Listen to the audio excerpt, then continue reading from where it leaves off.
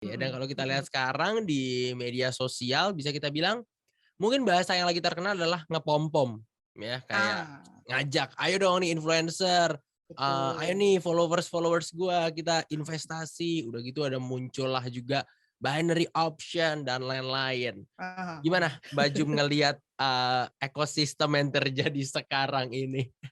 Nah, ya itu kalau saya ngelihat kayaknya karena memang orang-orang melihat, nggak punya basic dalam berinvestasi karena nggak ada yang ngajarin juga mungkin ya, Mhm mhm. akhirnya melihat rumput tetangga lebih hijau daripada rumput sendiri gitu kan. Jadi kita ngelihat, oh apalagi sekarang kita terpapar sama sosial media gitu kan. Benar. Jadi mereka bisa aja ngaku-ngaku, eee, punya punya mobil mewah, punya rumah mewah, punya Mhm. jalan-jalan ke mana-mana, padahal itu mungkin sewa gitu kan, kita nggak tahu gitu kan ya. Setuju banget. Jadi itu yang mungkin kita harus aware juga bahwa yang kayak kayak gitu tuh, ya bisa aja bikinan. Kan mereka maunya bikin konten ya. Benar. Salah kita sendiri percaya ya.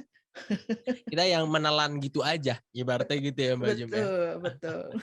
Iya sih, aku setuju ya teman motion, sobat media yang lagi dengerin sekarang, karena memang nggak bisa dibohongin, banyak nih bermunculan ginian dan memang sih udah beberapa ditangkep, jadi tersangka dan lain-lain, tapi Mhm, apakah, udah akan stop gitu ya kan mhm biasanya tuh mhm. tetap akan menjamur dan lain-lain, tinggal gimana kita doang untuk bisa mencegah hal itu nggak terjadi sama kita gitu ya Iya Mbak Jum. iya, Mas Adit kita juga kadang-kadang gini, tadi saya bilang kan, kita ini Mhm. memang memang basic-nya nggak ada, literasi di keuangan di investasi itu sangat minim lah ya. Mhm. Eee, Celakanya apa, malu untuk ngaku bahwa kita nggak ngerti, gitu kan, ya kan. Bener-bener gengsi. Gengsi gitu kan, nggak tahu gimana ya gitu kan, kalau nanya-nanya ya kadang-kadang ya memang ada yang mau jawab, ada yang enggak Mhm sih memang mhm. gitu kan. Ya tapi kita jangan putus asa dan jangan sampai, "Nggak apa-apa gue ngerti kok," gitu kan, jangan sampai gitu. Karena pada akhirnya kita sendiri yang jadi rugi nih kalau kayak begitu. Iya, Heeh. setuju setuju setuju. Wow. Saya punya cerita gini Mas Wah, Adit, boleh nih, mantap. temen saya nih datang ke saya, Mhm. cerita. Dia bilang, "Tahu nggak," katanya, "ada tawaran investasi." Dia ditawarin investasi. Ternyata, dia ditawarin kalau Mas Adit pernah dengar, mungkin itu, transaksi forex lah, transaksi transaksi komoditas gitu kan, Mhm. future future. Nah, Oke, ya berarti kan? kayak, ya mungkin dari orang-orang pada main kripto suka ke feature juga ya? Ya ya, mirip-mirip lah, Heeh heeh mirip-mirip, heeh. heeh. Nah, tapi kalau kripto kan mungkin nggak terlalu banyak harus diterangkan ya, Yes, udah. heeh. Nah, kalau ini dia itu datang ke kayak semacam, seminar atau apalah ya gitu ya, untuk belajar ceritanya. Oke. Begitu masuk di situ, dia nggak ngerti sebenarnya. Dan perlu perlu kita ketahui, kalau tadi saya bilang tentang resiko ya, resiko yang paling rendah tadi kan deposito, tabungan gitu ya. Risiko yang paling tinggi Mas Adit, bukan yang, kita masukin duitnya dikit, bukan. Seolah-olah kita masukin ya nyemplung di sini masuk, berapa ini, apa namanya, berapa ratus ribu apa berapa juta gitu kan, nanti hilang nggak apa-apa gitu kan. Mhm. Eee, Bukan karena value-nya yang kecil untuk di depan ya, Oke yang paling kompleks dan tinggi resikonya itu yang derivatif justru.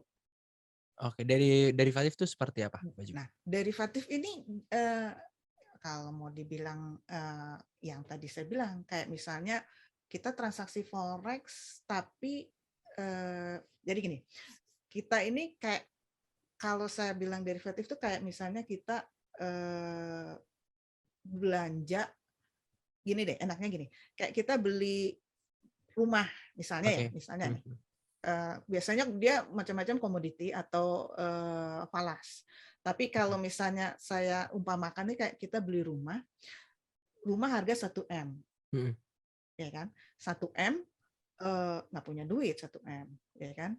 Nggak apa-apa, kita DP aja, gitu kan. Oke. DP-nya berapa? Paling ya 10 juta, 100 juta. 10 juta lah, 10 juta misalnya ya, 10 juta. Oh, kok 10 juta sih bisa, ya kan? Nah, Yes. ambillah 10 juta, rumahnya 1 M. DP kan. Nah, DP ini kayak kita ngebooking bahwa harga rumah ini kalau kita beli ya, posisinya beli, kita tuh kayak kita punya view bahwa harga harga rumah ini akan naik. Pada harga rumah naik, misalnya jadi 1,1 kita jual, kan yang berapa persennya itu yang 10 juta itu jadi naik jadi 11 gitu Yes. kan. Nah, kita ini jual 11. Untung dong. Mhm. Modal 10 bisa jual harga 1 M gitu kan. Ya kan Yes. seneng banget ya kan. Heeh. Tapi jangan salah, kalau itu derivatif biasanya. Jadi derivatif itu ada underlying aset yang kita bayar itu nggak segede yang kita perjualbelikan Oh. gitu. Nah, tapi masalahnya kalau yang namanya derivatif, saking kompleksnya, kita ini nggak bisa tidur kadang-kadang. Karena harga itu naik turun. Ya, ya, ya, setuju. Nggak mau kehilangan momen ya? Nggak bisa, nggak bisa. Heeh, heeh, Jadi heeh. kalau misalnya kita salah posisi nih, kita posisinya beli ternyata harganya turun, salah Yes. posisi dong, Mhm, ya mhm. kan? Nah, kalau salah posisi gitu kita harus yang tadinya misalnya tadi 10 juta ya, yang Yes. harga rumahnya tadi 1 M turun jadi 900 juta gitu. Nah, kita ini ditanya lagi tuh nanti, yakin nih, kalau mau yakin harus nambahin gitu. Oh. Kalau nggak yakin dilikuidasi. Jadi Mhm. 10 juta yang kita pertaruhkan tadi itu hilang. Wow, wow, wow, wow, wow. Oke, I Gitu. see. Wow, kompleks juga ya teman motion sobat Nah, media. sangat kompleks Mas Heeh, Adit. heeh. Makanya waktu waktu teman saya cerita ke saya itu, dia bilang dia mengaku mengerti. Saya saya bilang, "Kamu nggak ngerti dengan kayak begini-begini." Soalnya dia bilang yang ngajarin sama dia dibilang itu gampang, semuanya itu gampang gitu kan. Enggak, saya bilang yang namanya derivatif itu susah. Mhm, Itu mhm, mhm. yang berisiko paling tinggi. Jadi jangan sampai terjebak kita dibilang gampang, gampang, gampang, padahal kita nggak ngerti, terus Yes. kita, ya kayaknya kita bego ya kalau kita ngomong nggak ngerti lagi ya gitu kan. Nah, jangan sampai terjebak seperti itu. Karena Iya, kadang-kadang iya. itu secara psikologi kita nggak mau ngaku juga ya. Kok Benar. bego amat ya udah diterangin berkali-kali dibilang gampang kok dibilang nggak ngerti-ngerti juga gitu kan. Nah, itu memang ada instrumen investasi yang memang kompleks. Oke, Nah, kita kalau misalnya memang nggak ngerti, ya udah gitu, nggak ngerti. Udah, benar. itu aja. Jangan sampai kita karena takut ngerasa bego gitu, ngerasa bodoh, akhirnya ya udah, iya ya kayaknya mungkin sedikit-sedikit ngerti, tapi akhirnya terjebak karena kita sebenarnya jadi nggak ini gitu, nggak konsen sebenarnya Iya, gitu kan setuju, gitu. setuju, setuju. Benar, benar, benar. Siap lagi ngelihat zaman sekarang anak-anak tuh jadi kayak eee, bisa dibilang mungkin ya kalau dari pandanganku ya Mbak Jum, pengennya kan serba instan kayak, Mhm, "Oke, mhm, gue pengen financial freedom, gue mmm, pengen apa gue pengen apa." Tapi caranya tuh instan, sedangkan bisa dibilang mungkin Mbak Jum sendiri yang udah pengalaman, nggak bisa tuh kayak kita belajar sehari 2 hari, tiba-tiba jadi master di situ. betul Ada nggak sih betul. mungkin saran-saran, tips-tips, kiat-kiat Mhm. dari Mbak Jum supaya kita kayak, yuk kita melihat investasi ini bukan sesuatu yang instan loh, ini tuh sebuah proses, sebuah pembelajaran panjang ke depannya. Gimana tuh kalau Mhm. dari Mbak Jum? Saya sih ngelihatnya gini, Mas Adit, kalau misalnya, ada satu satu clue lagi kalau misalnya kita ngelihat, eee, ada yang nawarin Oke. investasi misalnya gitu Mhm. kan. Satu clue lagi yang bisa kita lakukan, katakanlah, eee, 10% per bulan, misalnya gitu ya, Oke. misalnya. 10% per bulan, gede dong, Mhm. iya kan? Deposito kan berapa persen tuh per tahun loh. Iya, bener. Gede gitu kan. Terus ngajak-ngajak semuanya, oh itu gede-gede semuanya. Eh, kita gimana kalau kita role playing aja? Kita pura-puranya jadi bandar nih, jadi bandar, jadi penyelenggara ya. Oke. Aku jadi penyelenggara nih, nawarin ke Mas Adit, masukin 10 juta, 100 juta, nanti aku balikin 10% per bulan, gitu kan.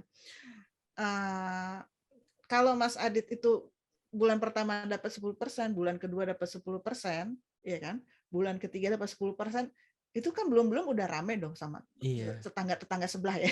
Iya kan? Gue masukin duit di sini bisa segini loh gitu kan, bisa dapat segini kan. Nah, aku dapat dong duit dari orang lain. Yes. Aku nih dari Mas Adit punya waktu 10 bulan. Jadi sebenarnya duitnya nggak dikemana-manain. Duit yang 100% ini aku balikin aja 10%, 10%, 10%. Jadi aku punya waktu 10 bulan buat ngepom-pom, tadi yang bilang Mas Adit bilang, buat ngepom-pom supaya orang-orang di sekitarnya Mas Adit atau sekitarnya teman-temannya Mas Adit semua itu mau masuk. Begitu tuh masuk semua kabur gitu loh. Minimal aku punya waktu 10 bulan. Nah, itu yang harus diperhatikan, jangan kita tergiur dapat 10, dapat berapa ya, itu tergantung persen yang kita dapat ya, tapi itu kita hitung aja, kalau 10% berarti kita punya waktu 10 bulan untuk menipu orang gitu. Benar setuju. Gitu. Berarti ya inilah yang dibilang dengan skema Ponzi dan lain-lain ya? Betul. Sebenarnya duitnya nggak dikemana-manain, diputer-puter-puter, Puter aja. seolah-olah bahwa kita dapat 10%, padahal pokoknya itu hilang sebenarnya. Yes, tutup lubang, buka Tutup lubang lubang. lagi, tutup lagi, gitu lagi. Nah, Iya. tapi ini menjadi penting juga nih, mungkin ini yang dilakuin sama beberapa investasi, dalam tanda kutip yang nggak investasi sebenarnya, tapi ilegal juga, yang udah pada ketangkep, binary option and any other else. Kalau menurut dari Mbak Jum sendiri, gimana sih kita, misalnya kita sebagai individual ditawarin, nih investasi A, B, C. Gimana cara kita tahu dulu deh, kita layering, ini nih asli, ini investasinya benar, ini investasinya salah. Ada nggak mungkin yang bisa kita pelajarin, Mbak Jum? Intinya sih gini, kalau misalnya investasi kita yang kita lihat itu siapa pengawasnya. Oke, itu yang Kalau pertama ya. karena gini, sebenarnya ya nggak menjamin juga sebenarnya memang nggak menjamin 100%, ya semuanya ada risiko. Nggak menjamin 100% bahwa yang diawasin itu kita aman risiko, enggak juga. Yes. Tapi minimal ada polisi yang jagain gitu. Kalau misalnya kalau kita masuk di sesuatu yang nggak ada yang jagain, kan sama aja kita ngebiarin rumah kebuka gitu kan. Benar. Iya kan? Tapi kalau ada polisi ya minimal ada yang jagain, minimal ada yang aware duluan gitu sebelum kita kejeblos masuk kayak gitu. Itu satu. Yang kedua, pada dasarnya sebenarnya mungkin gini, Mas Adit, kalau kita belum mengerti investasi terlalu kompleks, aku sih saranin ambil yang sederhana aja. Oke. Contohnya yang mungkin udah banyak udah banyak di-mention orang-orang juga, yaitu ya tadi bisa masuk di beberapa deposito, bisa masuk di saham, bisa masuk saya pakai urutan yang dari risiko terbesar ke kecil ya. Terkecil ke besar ya. Reksadana masuk reksadana yang mungkin pasar uang gitu kan, atau nanti bisa reksadana lain-lain. Terus kalau reksadana itu kan kita nggak usah mikirin milih saham apa ya, gitu kan. Itu makanya risikonya lebih kecil. Terus bisa masuk ke obligasi ORI, Mas Adit. Mungkin ini obligasi retail yang kita ngomong yang negara aja ya, jangan yang corporate. Surat utangnya negara itu rendah risikonya, walaupun ada risiko tapi rendah. Ya yang retail aja dulu deh, nggak usah yang lain-lain. Karena itu kan bisa dari 1 juta ya kalau nggak salah, dan bisa dibeli di bank juga, bisa dibeli di tempat-tempat macam. Terus saham gitu. Terus mungkin bisa kalau mau masuk di emas bisa, kalau punya uangnya lebih gede bisa di properti gitu. Yang sederhana aja dulu, nanti step by step sebelum masuk, tapi sebelum masuk kita harus tahu persis jeroannya, itu aja. Jangan kita terjebak karena dibilang itu gampang, terus akhirnya malu sendiri ngaku bahwa kita nggak ngerti gitu. Setuju banget, setuju banget. Kita harus tahu jeroannya. Mbak, Mm-mm. nih Baju nih last but not least pertanyaan Mm-mm. terakhir dari aku supaya kita tahu jeroannya. Mungkin ada nggak referensi bacaan atau gimana cara Mbak Jum belajar selama ini yang bisa di-share ke teman motion dan sobat media supaya lebih tahu sama jeroannya si investasi ini nih.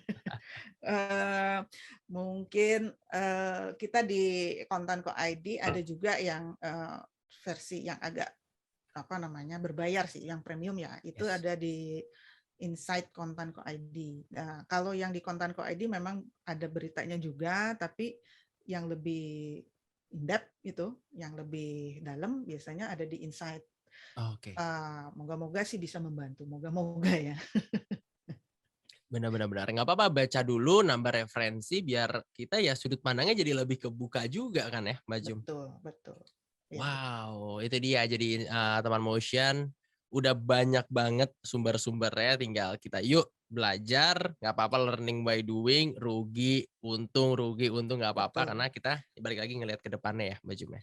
Ya, dan itu yang harus di highlight lagi, kita ya rugi nggak masalah, tapi Benar. gimana kita bisa belajar dari kerugian itu gitu. Yes.